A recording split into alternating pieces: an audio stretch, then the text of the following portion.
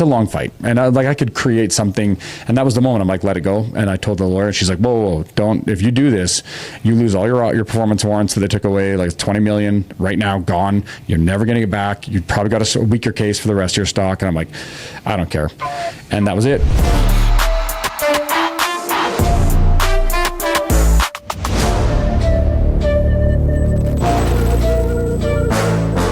Hi, and welcome to the Flat Bill Investors Podcast. I'm Josh Zaglowski. And I'm Zach Spencer. Welcome, Josh. Today we've got a great guest.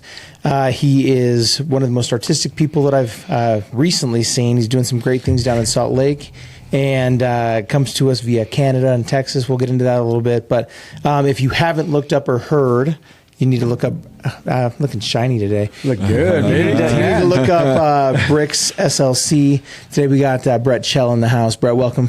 Appreciate you being here. Thank you. Appreciate it. Yeah. Thanks, Brett. Glad to be here. So, Brett, we'll get right into it. He talked about Canada. That's where you're originally from, right? What part? I don't tell people that.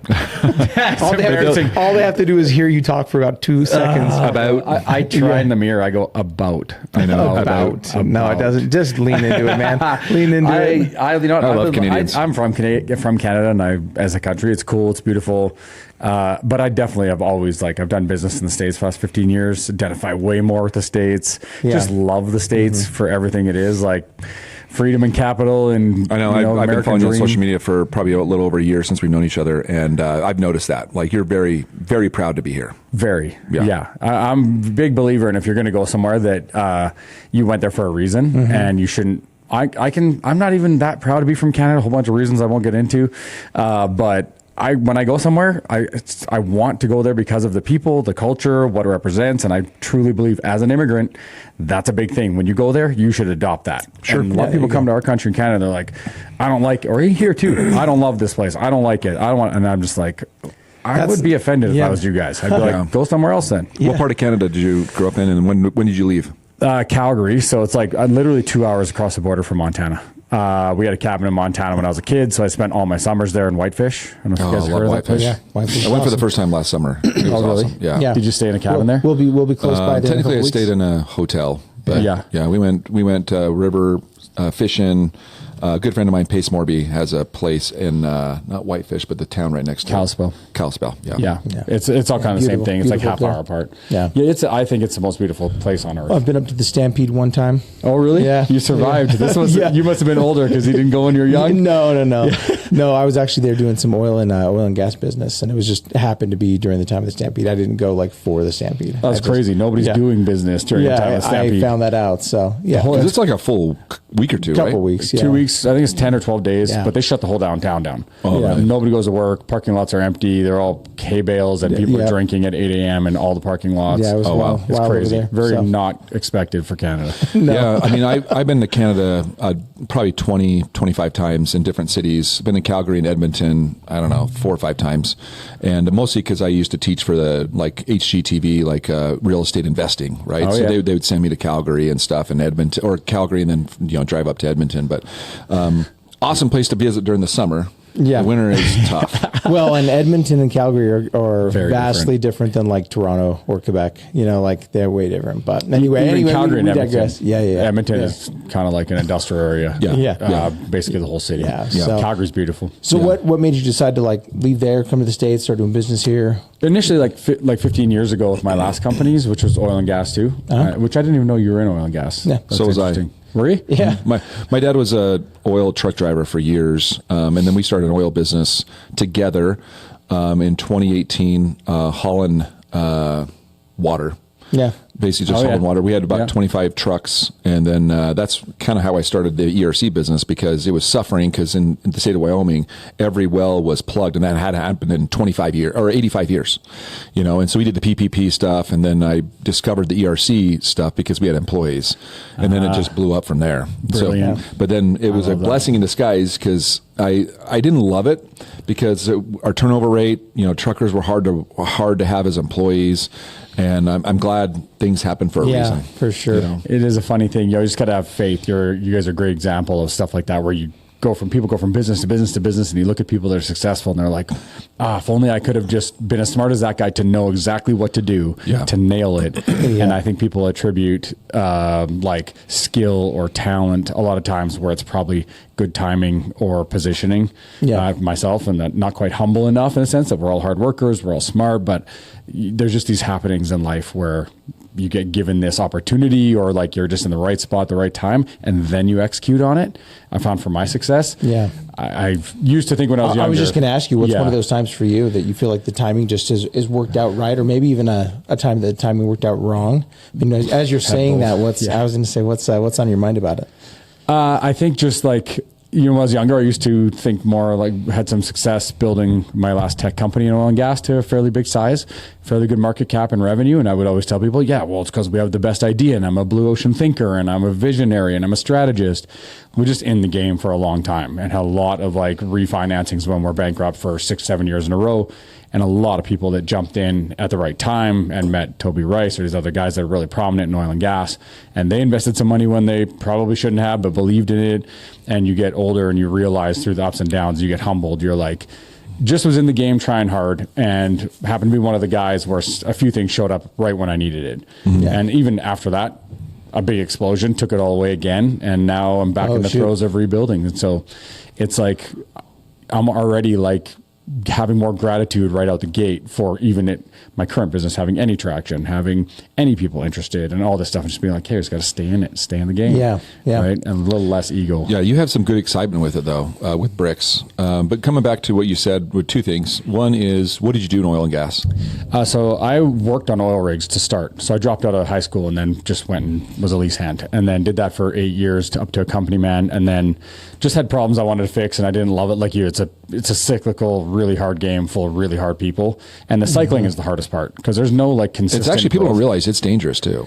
Very dangerous. Had one guy get killed where we were on location. We had another rig burned down, seen a bunch of fingers get smashed. I got hit in the head with a bunch of heavy stuff and knocked out a couple times. When my wife and I watched Landman, like people are dying, and I'm like, no, that happens. I mean, there's a reason they say like one person dies almost like weekly on the whole patch. I know. I always the first couple 100%. Of times that I went out, like in the oil patch, they're like, nope, you got to have all your FR gear, your fire retardant gear, your hard hat, all that. I'm like, dude, I'm not like going to be doing any work. And they're like, no, everybody's got to have this stuff, and you got to park your truck backwards so you can haul out of there quickly in case of emergency. And so like I don't think I took that super seriously, and then people telling stories, and I'm like, oh yeah, actually. It's kind of crazy. So it's no joke. It's also full of really guys I really admire in certain senses, but also really rough people, like rough lives. They got some problems with being gone from their families all the time, weighs on them emotionally, and they choose to deal with that in certain ways that are not healthy. And then you go back to work for 2 weeks and it's rough. Then I just started a SaaS company. I wanted to build a company, so I started a SaaS company based off the fact that I was on these locations being like, what's going on with all these service companies? No one can get data from each other. I had no software, no data, no nothing. And I was like, this isn't a big opportunity. Like, somebody should connect all these service companies. And just being naive, I'm like, I can't be that hard to make software. And got some advice from some mentors. They said, you got to go learn private equity and venture. So I worked at an accelerator helping them raise money to get a street degree in that, and then raise my first $1 million before I started a company, which in hindsight, probably not the best idea. What a crazy transition. Good for you. Thank you. For an audience that doesn't know what SaaS is, that's the software as a service. And you also talked about Blue Ocean. Why don't you tell, because people sometimes don't know what some of these terms mean. Thinker? Like I learned what Blue Ocean was even 3 or 4 years ago. So why don't you tell people what Blue Ocean is? So I'll give my own rendition of it, but essentially they're talking about companies like Uber or companies that break away from the pack and create this new almost sector of their own. Red Ocean is highly competitive. So if you're developing something slightly better than 100 other people, you're in a red ocean. You have a whole new product, you're in a blue ocean. And what defines a blue ocean company or product is typically you have to create something new that drives way more value than what's currently out there, but simultaneously it has to be a lot cheaper. And so usually if you drive way more value, it's more expensive, which means it's kind of niche. Great product, niche. But if you can do both, more value and cheaper, you blow the market out and you create this whole new industry. That's what Uber did, right? Like taxis, they created the ride app, they got more scale, and it was cheap and convenient. Well, and it's created a whole new a whole new market of companies that don't own any of their own stuff. Ubers don't own any cars. Airbnb. Don't own any, that whole niche really is within the last handful of years of a company who said, hey, we can do this without owning anything. They're multi-billion-dollar companies. Yeah. I even say with the blue ocean too. Just imagine just an ocean that's blue that has no boats or anything. You're going into it and you're trying to add boats. You're trying to add something that's just not there. Yeah. I think that takes that alternative thinking. So my version of why I would classify the company we did, or why I think about like that, is because I'm an artist and a creative and no formal training and no school and so you're just going out from an oil field perspective, specifically in my case, to solve a problem that you see a gap. Mm-hmm. There's like a hole here. And everyone's got their way of doing it and making things better. And I don't know anything about that because I'm dumb. And so I'm like, this would be best. And so you're really doing gap identification and finding out how can I create something that would exist to fix the problem as a whole, which what we did is connect all the service companies like Halliburton and all these guys, connect all their control systems. But everyone was like, because the problem we solved is that Exxon, Chevron, Shell, and all these guys, they got headquarters in Houston, but all their sites are spread out all over the U.S. Yeah. On those sites, they're like $40 million jobs that are like a small city, and they have 10 big multi-billion-dollar service companies on one site at a time working. So imagine trying to run that operation remotely from Houston, where all their executives are with their P&Ls and their financials, getting data like emailed to you individually from these service companies on a location. And everyone's like, well, how do we just connect these two or connect the two important ones? And I'm like, that doesn't give you a whole picture of what's going on, from costing the jobs and operations and safety. But these control systems, they're not going to change or redevelop their back end or software. They're just not going to do it to accommodate each other. Yep. So it's an unsolvable problem. It's like, it's too many variables. And I'm like, well, what if we just censored the wellheads to get a timeline of the operations and basically create the schema or the format of each pad in the U.S. Because each pad is a pad. Who cares about the service companies?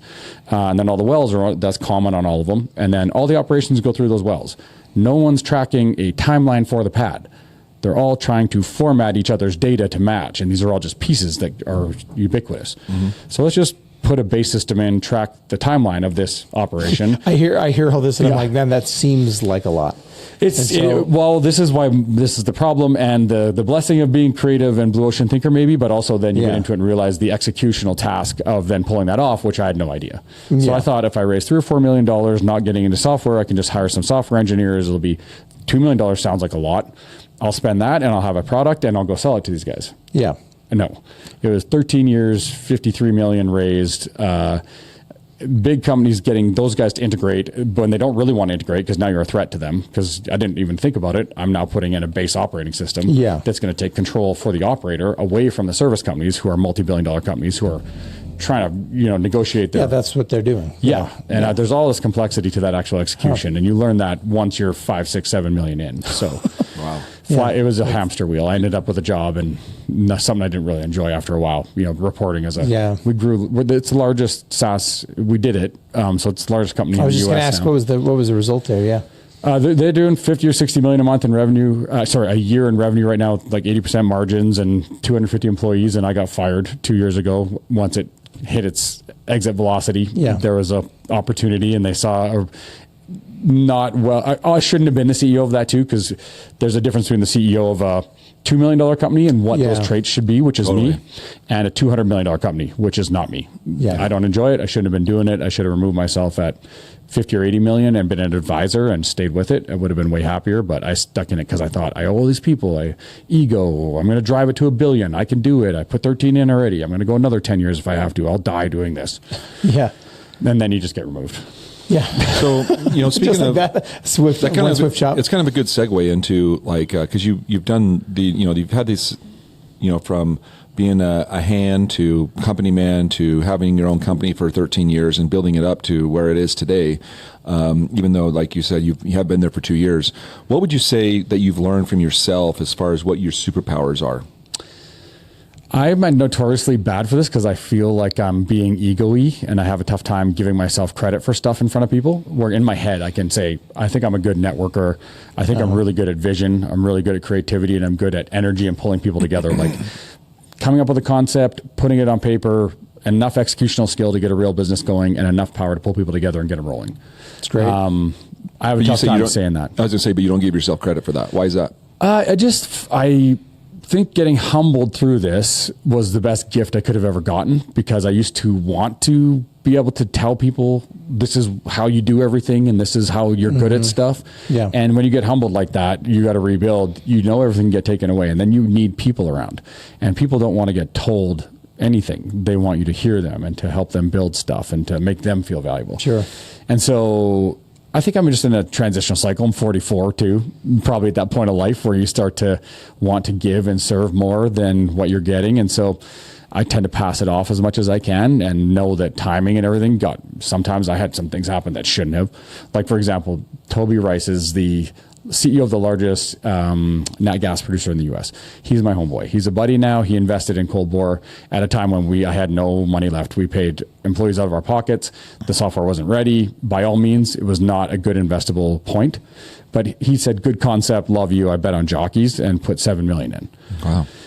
And then it kept going, and another $3 million 3 years later, more and more. But he stayed in. That he shouldn't have done that. It was he just liked me and was like, I flew out to Pennsylvania, never met this guy, got introduced to him once. He had sold his company for $8.6 billion, him and his brothers, and then took over the company that bought it from him on a proxy. Oh, wow. Yeah, it's a crazy story. Now he's the CEO of that $30 billion oil and gas company, but really untouchable. Like, he's on the board with Trump's energy advisors. I just happened to get a phone call with him, and he's like, he's one of us. He's just a guy. He's just a homie. That's cool. And he's like, oh, yeah, fly out.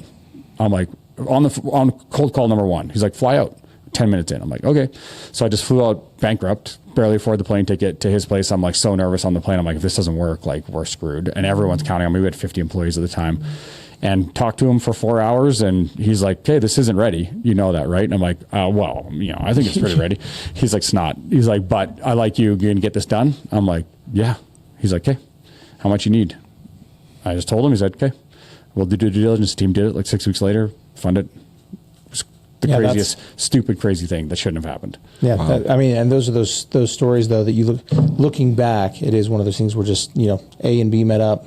It sounds like a pretty random thing and made some stuff happen. Magic happen. Magic happens. Yeah. I mean, and I was in it working hard. Good idea. All the stuff was there. It's real. I could take credit for that, I guess, but probably 2 or 3 of those occurrences throughout the 10 years at different points had something like that not happened. I never have the story to tell anyone. You're just another guy that tried a bunch of shit. Yeah. So what you moved to Utah, and then what was kind of the vision behind Bricks? So first of all, when there's a strategic vision and there's what I wanted to do personally. So after Cold Bore was a year off, I just traveled around because I got removed from one morning. I was at the CEO of the company, big house in Texas, downtown. Neighbor is CEO of I'm forgetting the name right now for some reason. Biggest oil company in the U.S. Not Exxon. Oh, BP? No, it's a red one. Oh. Fuck. Long day. Already a long day this morning. Anyway, he's downtown in the Heights in Houston, living the life. Big truck, cars, all stuff. And one morning they said, get on a phone call, 8:30 a.m. There's like, oh, you've been breaching your contract because you have guns in your house, and that's Cold Bore property. And our contract on your employment contract says no guns on Cold Bore property. Oh, so they just literally found a way. There was a bunch of other stuff, but it was like 10 things. And they're like, they knew the governance of the large oil companies that were our investors. So Exxon was a large shareholder, and Exxon doesn't give you the opportunity to sit around and find out if there's something levied against an executive, serious one. You're just fired, and you get your lawyers, and then you prove your innocence because they don't take the liability. So that's how that works. I didn't know that then. They knew that. Other people were like, blah, blah, blah. Long story short, I was within half an hour. They don't go back to the house. Don't talk to your employees. Don't talk to anyone. Shut the phone off. Shut the computer off. Towed my Escalade because it was all in the company. Wow. And my visa was attached. So I had my backpack downtown. I'm like, got on a plane and went back to Canada. Your credit card or your work visa? All of them. There was like all my stuff was tied to my company because it was all tax purposes in Texas, right? Your property tax, you want your houses and everything in there. So I just flew back to Canada, and that was the end of it within half an hour. And then, so the start of Bricks was, tell me, let me just, because that's a lot to process in 10 seconds. Because you're saying now you've had time to process that, but in that moment, obviously I want to say like, how did you feel? But more specifically, over the ensuing handful of days, I'm sure that couldn't have been like It probably had to be one of the lowest moments. Sounds like a very similar story to Steve Jobs at the very beginning of Apple, when he was let go from his company. Yeah, it kind of is parallel to that. But yeah, there were 60 days after where it was just Domino's and Netflix. I didn't answer my phone. I was just going to ask, how did you kind of handle and it sounds like, 60 days of Domino's and Netflix speaks for itself. So you hide away for a minute and let that process. And at the end of that, what kind of got you going again? Was there something, or did you just kind of say, hey, it's time? You realize after a certain amount, you have your pity party. And the tough part is the identity, I think. Like, your identity is mostly the company at that point, because your life is you're a CEO. Like, I introduce myself, it starts with cold war, right? Which I don't love anymore. I ask people, who are you? Not what you do anymore. Hi, Brett, who are you? Yeah. Is a great question I love. But yeah, so you just realize you're like, what is do or die at this point? Like, I never cashed anything out, couldn't take stocks out. They were trying to lock, just a CEO. You're not allowed to sell anything, right? So I didn't have any large equity, even though this company is worth a lot. My equity is worth a lot. The lawyers are costing a ton of money. It's burning stuff like crazy. I'm can't talk to anyone that I knew, which all my friends were my employees. And so just within a few months, I just took 2 more months and went with my family. Really traveled around, hung out with people, and the whole time you're trying to enjoy yourself, but you're kind of in the back of your head, like you're watching the account go down. So it just went like a year like that, and just needed to reset. Honestly, my nervous system was so tapped, I really couldn't do much, and I had enough to just hang out for a bit. So I took that time, and then when I kind of got back to it, it was through talking to a lot of friends, a lot of conversations. You just realize no one's coming, and I got to do something here, or it's just going to run out. So I wrote down, I kept thinking, do I go to Exxon? Because they offered me a job. It was their biggest contract. I could have got in there and gotten a big salary, and also would have been in control of the biggest contract of my other company, my old company, which was a little tempting. Vindication there. It was tempting because it was that call. It was that realization when I sat in the moment, and then talking to lawyers about fighting over my equity. And the employment lawyer that I was talking to said, they did it way too fast. All this, blah, blah, blah. We're going to win this. It's going to be 2 years and $500,000, but you're going to get more equity, you're going to get more of this. And I found myself like, let's burn this down. Let's get it back. And then I was attorneys love that kind of stuff. Yeah. I just thought it was gross. I'm like, that's not me. It's not my energy. And there's a lot of people in that company don't deserve that. It's a long fight too. It's a long fight. And I could create something. And that was the moment I'm like, let it go. And I told the lawyer, and she's like, whoa, don't, if you do this, you lose all your performance warrants that they took away, like 20 million right now, gone. You're never going to get back. You probably got a weaker case for the rest of your stock. And I'm like, I don't care. And that was it. And they were like, okay, well, whatever. They all kind of were just not happy with me. They're like, just let it. And anyway, so I sat at my kitchen table, and I'm like, hey, what am I doing? And it was almost like a great opportunity at that point, because you don't have any pressure to be anything.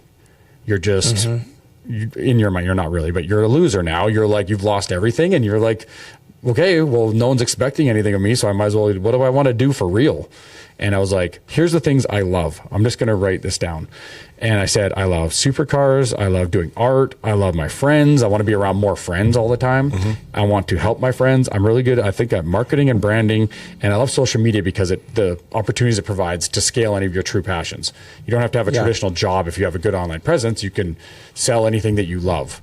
Right. Sure. And so I'm like, I think I'm going to focus on these things. Supercars, art, that's not a business. Yeah. But those are what I love. And I'm like, I'm going, and I know I need to go to the States again. So I'm going down to Salt Lake. I'm going to drive around Salt Lake, and I have a lot of friends there. That's good people. So that's check mark number 1, good mountains, good business environment. I'm just going there. And I drove here and flew here and drove in a grid to learn the city for 2 weeks, writing down cool addresses of cool buildings. There you go. And that was it. And I'm like, okay, well, then I found a cool building. I walked in, met Brendan Blazer, first building, and I told him what I wanted to do. And he's like, I'm from Texas. I lost a tech company. Like, if you're going to do something, I want to help. Like, I'm down. Like, I'll help you get a building the best I can. And so that was cool. And that gave me a little like, oh, so that's kind of nice. Boost. And then with bricks, I just got in and started working on like, how could this model work? And it started to dawn on me, like, if I have all these people in one building, we have a lot of networks in there. That so for people that aren't familiar with it, I know what it is. But tell what is the model?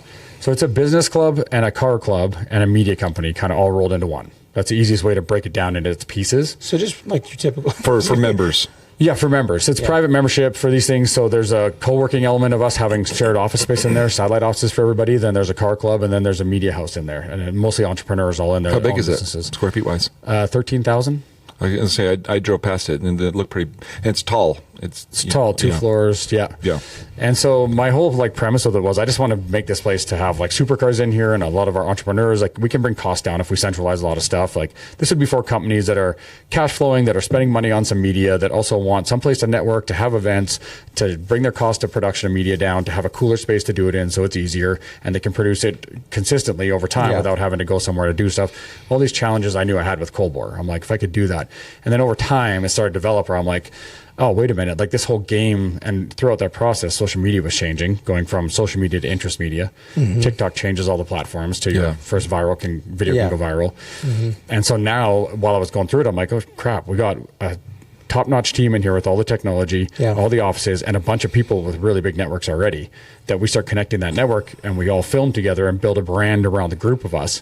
Then when we're producing content in there, we include the lifestyle of the cars. That's a content vertical. Shows people what we're doing. It's not so dry and boring. And then we do talking head videos about our companies. And then we do long format. And we just, the long format, because now the way social interest media works is we just do a couple hours recording a long format between everybody and spread it out. And then we clip it and get 800 pieces of content a month consistently out. And so this is a volume distribution play now. And so this all cost of production come way down. You get, we're due $7,500 for a membership. And so you get the networking, the events, the office. Per year? Per month. Oh, $7,500. Okay. Yeah, per month. And so, but that includes your media and distribution. So you get 2 long forms and 65 short forms for all your stuff within the network, pulling from the pool. That right out the gate, we were doing, we grew about 3.7 million organic views last month, and then split up those views amongst our members. And the first month it was 1.1 million growth. So about 60 million to date from storytelling, and then 1.1 the first month, 3.4 last month, and probably do 5.6 growth this month. And then we just do it as a pool to bring the cost down, and then we increase the distribution. Every time we put these videos out, other brands come to work with us. Bucked Up guys are coming around, other guys. Every time we do something with them, they pay us to come do content, and then we get access to their network. When we do that, it's a win-win. It's growing the network as well. Man, that's crazy. That's a great model. I think so. You say with the secret sauce, you just shared the whole stew there. I like that. Yeah, so, I don't think it's. I don't mind telling people this new. I think it's a new model that is just. I've talked to a lot of content guys. It's math. It's volume at this point. So quality and volume. People over-index, I think, on quality and think like, I got to do cinematics. I got to do all this. You definitely can't have poor audio, poor video, all that stuff. But there's a level of it that you should focus on. And so, at a certain point, it just needs to record. If you can get in your production time down enough to where it's palatable for real entrepreneurs, and not have like a commitment of 10 hours a month or 40 hours a month to produce. So we do 2 hours long format. That gets chopped out into 65 pieces. That's within our 10 million view network right now. It's pulling from all those views. We've already had a couple of videos from members that go out that are over 1 million organic views. And once those certain videos, so they have 70 pieces a month that probably accumulate 200,000 to 500,000 organic views on 2 or 5, 10,000 a piece. And that's their organic growth. And then 70 chances to go viral. So a couple have hit and gone over 1 million. And when those ones hit, we just collab them. They accept collab, and that ports all the views right over onto their page. Right over onto the other one, yep. And so there's like this mechanized volume play with this we're trying for, right? And it's the faster those videos hit, the more they hit, the more the views come back into the pool, the higher frequency there is a hit and higher volume. And so it's this self-fulfilling flywheel that just keeps growing once you get it going. That's cool. Yeah, so cool. And where did people in Utah know that Bricks used to be a nightclub? Why the name Bricks? I know you've discovered that later, but Also, which I think is so hilarious and awesome, is cool. It was a gay bar. Oh, I didn't know it was a gay bar. That's what people have told me. No, I think one night a week it was, because I went to Bricks, and we just danced and stuff. Like, it definitely wasn't with girls, I swear. But no, I think it was like one night a week. I mean, people would say that though, like, oh, on Thursdays it's gay night or whatever. Because there was like 3 major downtown: the Bay, Bricks, and Vortex. So I've been all 3, and I've been to concerts at the Bricks years ago. I mean, all 3 of those aren't even around anymore. Yeah. But. Yeah, people are probably just poking at me. They're like, "That's a gay bar, you know that, right?" I was like, "That's awesome. I think that's funny." That's great. Yeah, Bricks was just because I was driving around and was in that neighborhood, and it was all warehouses, old brick stuff. And then I was like, "Got to rebuild this thing brick by brick," and kind of was like putting the 2 together. I'm like, Bricks is kind of a cool name. Like, it's in the neighborhood, it's rebuilding stuff from scratch, which kind of fits with what I'm doing. And it takes what you have to do to build anything is like little one by one. Yeah, and for the audience, like, it's in an area that we were talking about this before we started today. It's in an area that 10 years ago was a pretty bad area, and it's definitely up and coming. This guy Brandon Blazer, he's bought a lot of, like Brett was saying earlier, he's bought a lot of different buildings around and wanting to build up that area. And so I'd say 10 years ago it was kind of like sketchy. Now it's on the west side, about 7th, 8th South. You're probably 800. Yeah. If you just Google bricksslc.com, it'll come up. Yeah, but I'm just saying in that area was kind of like it. But it's like when I drove past it, I was telling him that I brought my daughter and my wife to a bakery my daughter wanted to go to, which is about a block away from his place. And I drove past it. I'm like, oh, this is actually a nicer area than I would have thought. Yeah. So. Okay. Well, one thing I love about redevelopment, and this is where I love that you're in that area, is that we talk about that. I have a big place in my heart for Ogden. Okay. A big redevelopment happening up here, and it's going to continue. There's just something like when you go, okay, somebody's got to do it.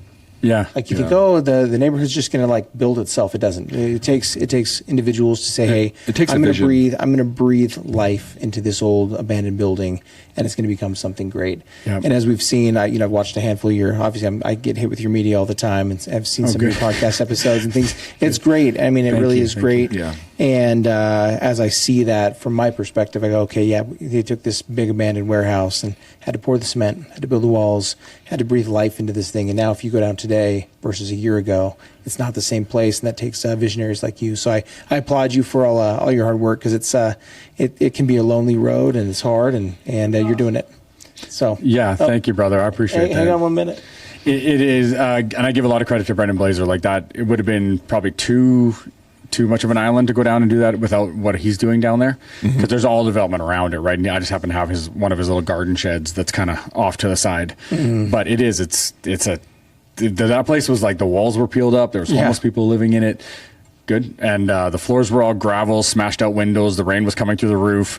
And when I first walked in, I was like, one, the superstructure looked really cool, so that is true. I was like, oh, this has a kind of a cool vibe. Yeah. Two, I was like, this is the only one I can afford. So Yeah, you're like, I'm doing it. We're doing it. Yeah. No windows, leaky roof, but that's like I said, I've loved to see the what you've already built. You've only been open officially for a couple of months, but I don't see an end in sight. I think it's getting a lot of traction. Yeah. We should go tour it for sure. yeah, you guys should come down. It's fun. It's got a good energy in there. We put a basketball court in, and like, just I like a good environment. Sure. Right. Yeah. Some people Same. are like, it's like ADD as hell. People are like, vibe means a lot when you're in a place like that, for sure. Yeah. So like every place in this day and age, I think in the last 5 years, it's more like it's got to have an experience to it, not just kind of plain Jane. You know. I don't know what you guys think about it, but I think I'm starting to feel personally, but I also think I see this as like there's like a renaissance of people wanting connection in real life. Yeah. Like to be around other people, to grow, to collaborate. Yeah, to do all that. the third space like means a lot to people these days. I think coming out of like a handful of those years of COVID years, and just people kind of like getting away from the public and things like that. I think as people and as in our nature, we want to be with people.